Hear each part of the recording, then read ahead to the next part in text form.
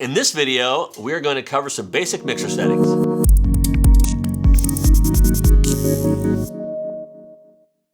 First, it's important to note that everything we cover here will apply to any mixer. Though we are using a simplified Yamaha mixer here, which is common on some of our rentals, this will apply to any kind of mixer you use, whether it's your own or a different one that we send out. So first, let's talk about zeroing out the mixer. That basically means setting the mixer, all of your knobs, to a starting or zeroed position so that it has zero impact on the sound. So you'll notice some knobs, like the gain knobs, these are all the way to the left. That's common for a lot of these. For an EQ, for example, being straight up in the middle, this would be considered flat or zero. So, and then everything else will be to the left, with the exception, again, of panning, which dictates whether the sound is on the left or the right of the speaker. So if in the middle, that means both speakers are getting the same sound. So first, let's set our main output. Main output is going to be here on the mixer. So I would recommend moving it to about 1 o'clock.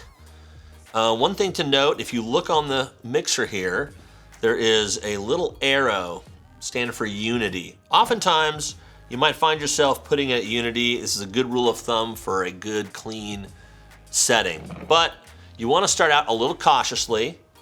So I'd recommend keeping it back a little bit so that we can set the level inputs correctly. Next, let's go over each channel and how to properly set it up.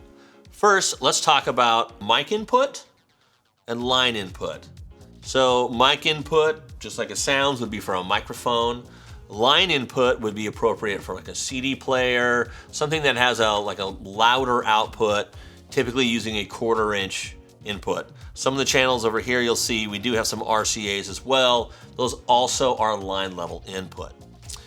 Also, next to these, you'll notice 3 and 4, these also have a stereo input. So up here, we have a microphone input, which is mono, but down here, you'll notice these 2 jacks, it says left and right. That would be for a stereo left and right coming out of an iPhone, a laptop. If you're gonna have a cable, that'll be 1/8 inch, and you come into this, it'll automatically set it to left and right, but you only need 1 channel to do that. So let's talk about setting the level. Come down here, we'll just use channel 1 as an example. Again, turning this up, I probably would turn this up halfway, maybe to 1 o'clock again.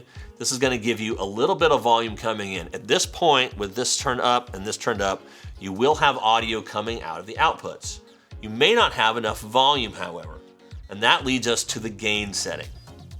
So gain, which is right here, sets the volume of the input. So whether that's the microphone or the line level input, this is gonna control how much volume is coming in. If it's something that's really loud, it might be appropriate to have it all the way down. It is likely, however, you will need to turn this up to an appropriate level. So you can certainly increase this up until you start to get some good signal, some good volume. It may not be a bad idea to turn this up a little bit more, and I would not recommend going past the unity or the little triangle there. And once you pass that, you should be pretty well set. If you still don't have enough volume at that point, you may need to make some more adjustment to gain. All that's left now is to set the EQ on the channel. So we have 3 knobs. We have high, mid, and low. Highs are great for adding a little bit of clarity to the channel. With a voice, it's great. It adds a little bit of sizzle. It might help it stand out a little bit. If you pull it back a little bit, it'll make that a little bit darker sounding.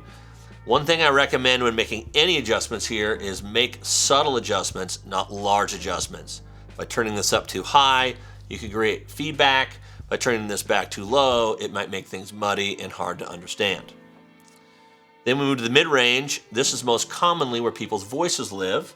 So by turning this up just a little bit, this might help make the voice come through the mix a little bit more. Or maybe you're having some feedback problems, maybe because of mic placement and the speakers, you just can't get that ring out. Pull that mid-range back just a little bit. It'll clean that up and should help you get rid of those types of issues.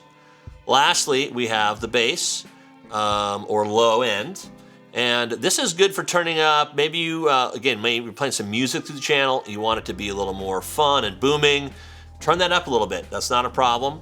If it's a vocal channel, however, I'd recommend leaving it flat, if not pulling it back a little more, as it'll just muddy up the sound. So this concludes our video series on the QSC powered speakers system. Thank you so much for watching. We hope you found it helpful. If you have any questions, please make comments below, hit like and subscribe so you can stay in touch.